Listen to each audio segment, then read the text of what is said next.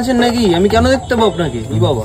হ্যাঁ সেই তো, আমি অনেকক্ষণ থেকে দেখছি, আমি লক্ষ্য করেছি বলেই তো বলছি না।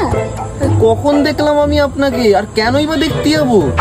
আপনি দেখেছেন আমার দিকে, আমি লক্ষ্য করেছি, তাই জন্যই তো বলছি। মাথায় প্রবলেম আছে? আমি কখন দেখলাম আপনাকে? আমি কেন দেখতে যাবো আপনাকে? আজব তো।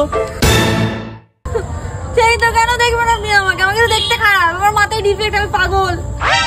আমি কি বলেছি আপনাকে? আপনাকে যথেষ্ট সুন্দর দেখতে, বিশ্বাস করুন। আমি বেকারি গিয়ে পার্লারে নিজের চুলের স্কিনের পেছনে 5,000 টাকা খরচা করে এলাম, ভালো লাগে না।